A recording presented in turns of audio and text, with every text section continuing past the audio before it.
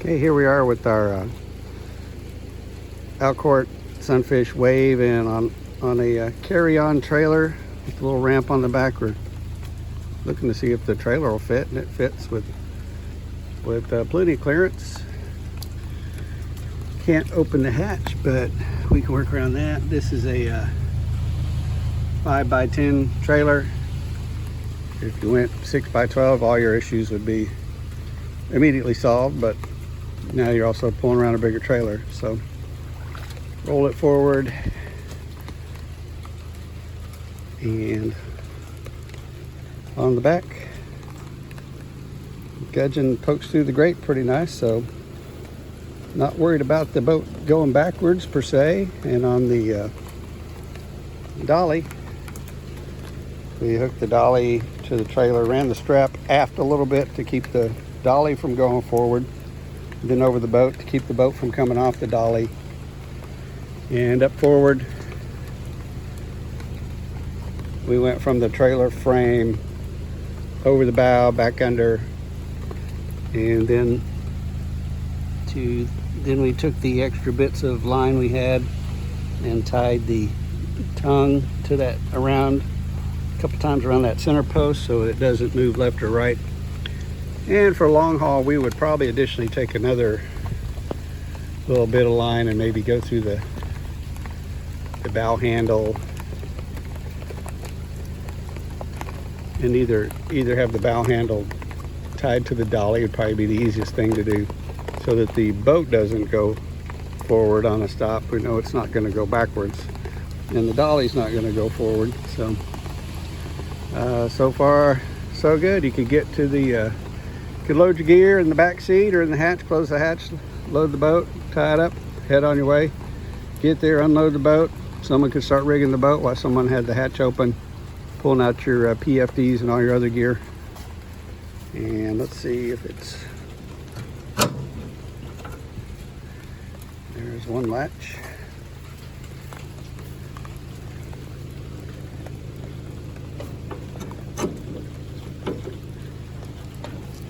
One shoulder, one hand. Get that down. I'm sorry I'm spinning you around here.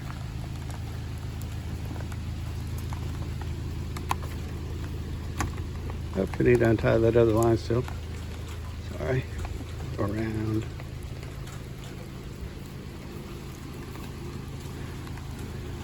And what we use for tie downs were just old vintage Sunfish sheets.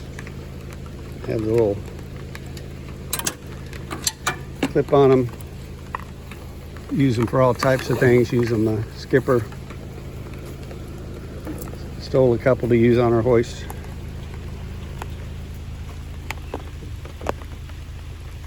Up here, let's see. It's still tied down somewhere.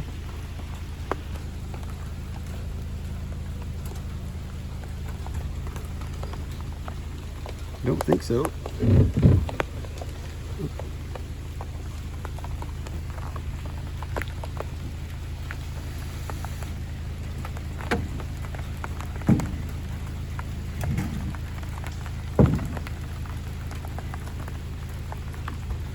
One-handed. I could probably guide it off from the side here, or you could step up on the trailer and do it.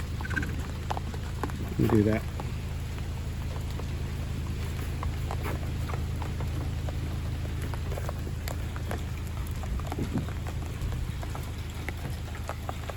Pick it up, roll it off. Try not to slip on the slippery, rainy ramp. Roll it back up, and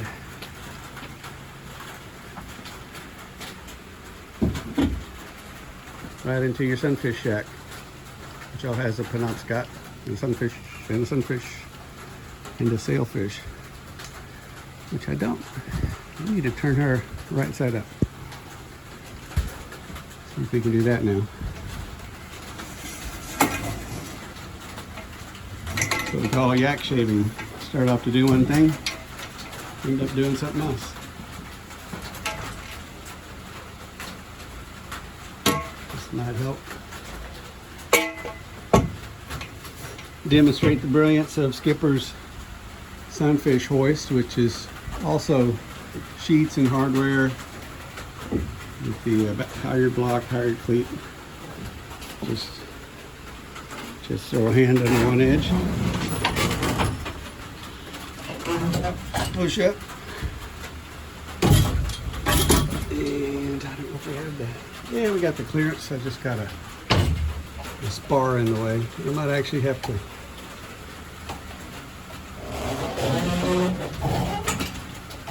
Let's see. Do I have to stop filming or can I continue one-handed? I can continue one-handed. Hold on a second.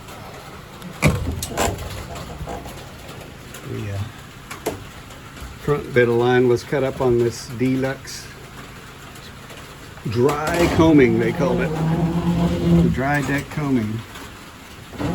Just keep turning the boat. And now tracker is right side up.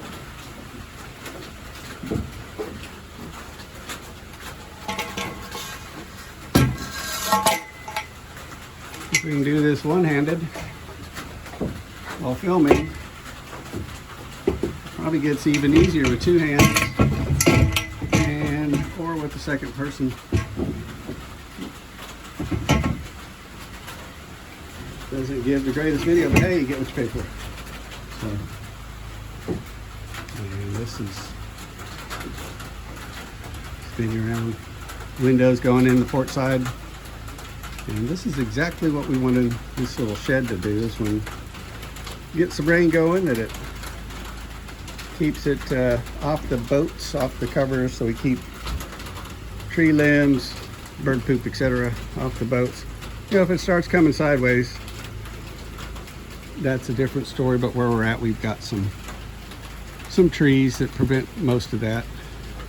And we also keep a cover on the boat. And if it gets a little bit on the bow, boats don't seem to mind.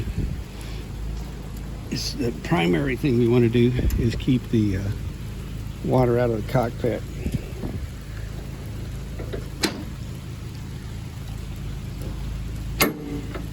That's that.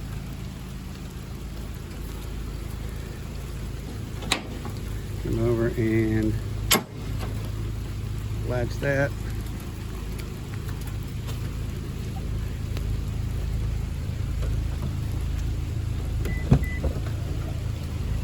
Patch.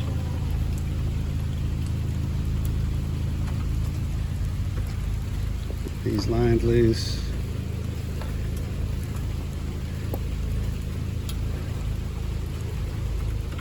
Toss them in there for now. I think Skipper's making chili, so it's going to pretty much end the video making right about here. So I hope y'all are doing great, and we'll be back with you soon.